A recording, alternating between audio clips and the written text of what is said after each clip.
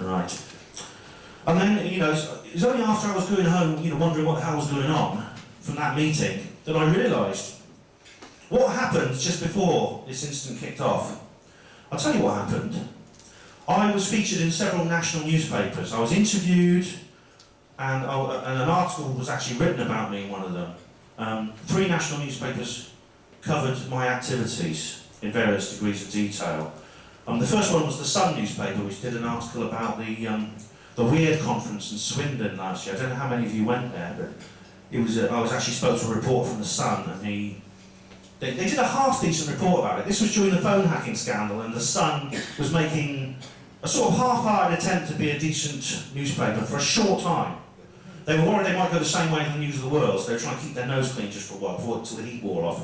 And this guy I spoke to was very, very nice, and he did a reasonable, slightly tongue-in-cheek, but still reasonably factual report on that conference and on my own activities.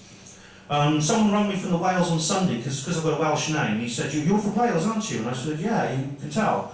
And he said, "Well, do you want to be interviewed? I'm thinking of writing an article about you." I said, "Fine." So I thought, what the hell, I'll go for it, you've got nothing to lose. So they published an article about me, which again was slightly taking a piss, but still was reasonable, you know. And then the Irish Independent also mentioned me as well. They called me, mind you, they didn't actually interview me, they didn't even phone me up, they just said, "This guy is full of retarded guff," you know. And I was like, thanks very much, you know. All you have to do is give us a ring. So, but, you know, who was it that said, there's no such thing as bad publicity, you know. At least anyone with half a brain is going to see that, and they're going to look into it and maybe learn a few things, you know. But this all happened, this was 10 days, you know, this was literally less than 10 days after the last of those articles appeared. I was suspended.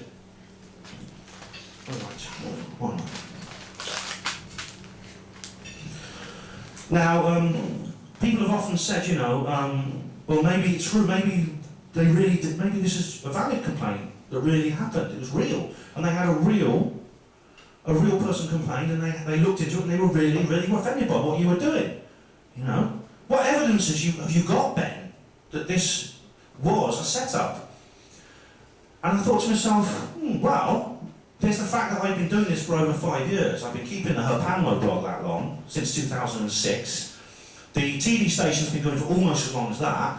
I make no secret about it at all. Everyone at work knows I do this. You know, I've got viewers amongst members of staff, including senior managerial grades, who watch my material and read my material, and they don't have any problem with it. They never had any problem with it beforehand.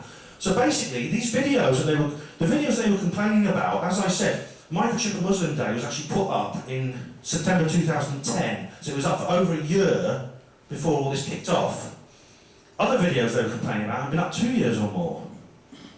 And then just now, suddenly they decided they want to complain about it after they've all seen these things. They've never had a problem with it. Which is very, very strange. You know, I generally get on quite well with my old bosses. You know, they were decent people. I could, you know, I was good at my job, and they respected me. And this means if they had some criticism of me, they always used to come and speak about it in a diplomatic manner.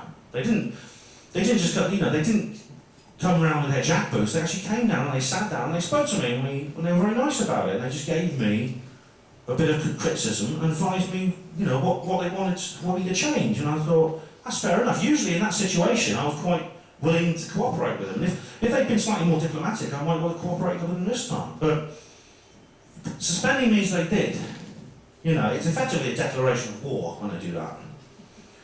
You know, and I thought to myself, well, why did they do that? For the reasons I just stated, you know, it doesn't make sense that they would do that. Then I realised if their motive was different, supposing, for instance, what they wanted to do was scare the hell out of me and upset me, that suspending somebody on the spot without telling them anything, without discussing it, is one way you could do that. In other words, it was an attempt to break me down psychologically. I think they hoped, if they could do that, when they dragged me into the investigation meeting the following week, I'd be a nervous wreck. And this is what torturers do, right?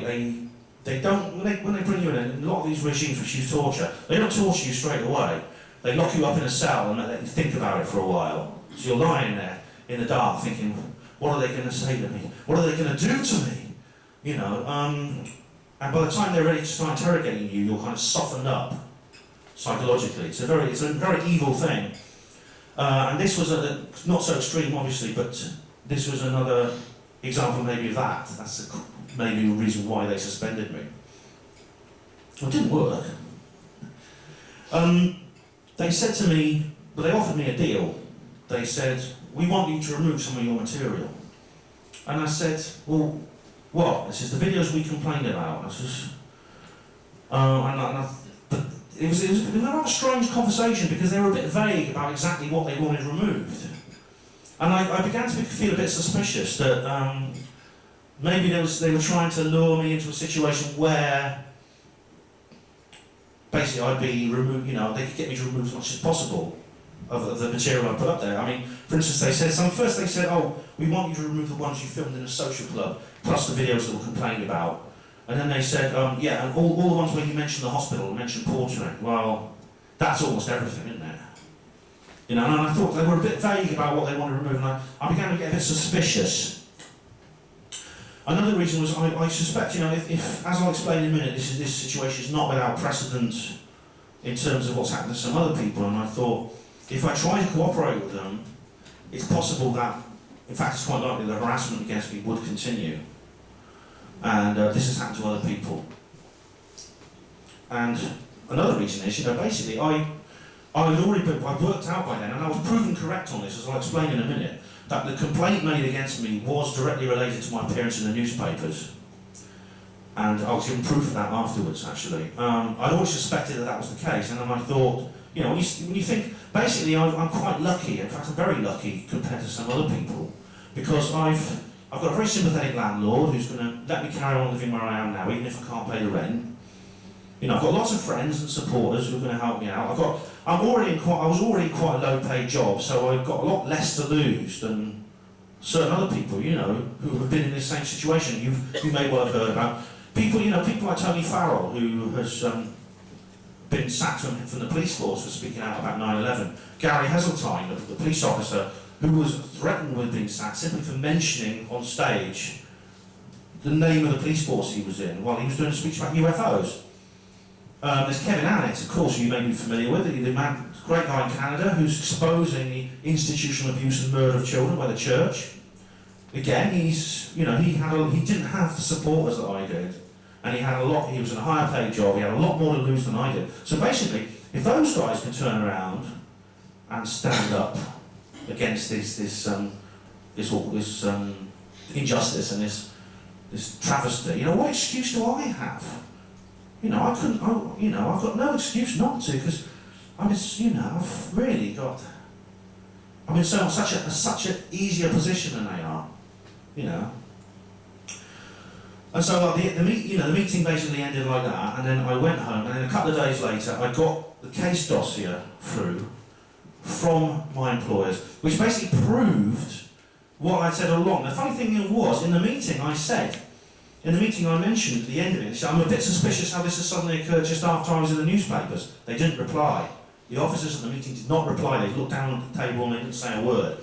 Then the case dossier comes through, and pride of place, at the top, is in one of the pages is a printout of the newspaper article with me in.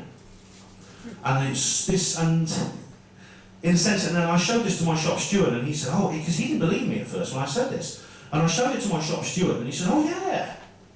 And in a sense, he said, oh see, yes it was, that is what it's all about. Anyway, the dossier also included this email of complaint from a member of the public. It was an anonymous email that basically just said, dear sir, did you know that one of your reporters is behaving in a very unprofessional manner on the internet? Click these links and you'll see what I mean. If I had to come to your hospital, I would not feel comfortable with this man there. Now, for a start, as far as letters of complaint from members of the public I've seen before, I've never ever seen one like that. Something that is that short and that direct. Letters of complaint to the public tend to be long and rambling. They say things like, my experience of being x-rayed was directly, was really, really bad because of this individual. They tend to be self-referring, they tend to be longer. They're sometimes even semi-apologetic. So this leads me to doubt that this really was a letter of complaint from a member of the public. I suspect that this was fabricated. Also, there's rumours going around. Now, rumours at my hospital are not a good source of accurate information. In fact, you know, the signal-to-noise ratio is so awful, it's almost a waste of time. But sometimes they're right, and in this case, there's rumours going around that an MP was involved. Bearing in mind the other conditions and the other circumstances of the situation, that is a possibility, you know what I mean? It's a possibility. Right, what was wrong with what I said in the newspaper? Members of staff have spoken to the newspapers before. We have members of staff who are very prominent in the world of politics. There's Dr. Evan Harris, who is one of the hospital's favourite sons. I mean, you know, you can't hardly switch on the TV without seeing him talking about, you know, something to do with anything to do with medicine or secularism and things like that. Dr. Evan Harris is there, and he was an MP. Now he lost his seat, but he's still active politically, and he's a doctor at my hospital. There's a Dr. Sarah Wollaston in Devon, who is a practicing GP and is also a member of Parliament. There are many, many other people who have outspoken political views and are featured in the media with their directly related to their jobs. And you can be almost anything. You can be a Marxist, you can be a Tory, you know, you can vote for any party you like and they're not going to complain if you have conventional political views. So it seems, from what I've seen, and I'm one of them obviously, is what they don't like people talking about and they will react against. When you start talking about things like unidentified flying objects, like the 9/11 attacks being an inside job, or, you know, the institutional abuse and murder of children, when you start talking about that, then they react. And there's no official policy. They do it very quietly and very, very sneakily. And they'll often make up stories. They did this to Kevin Annett, they've done this to other people where they make up things that you've done wrong in order to get rid of you without saying the real reason why they're getting rid of you.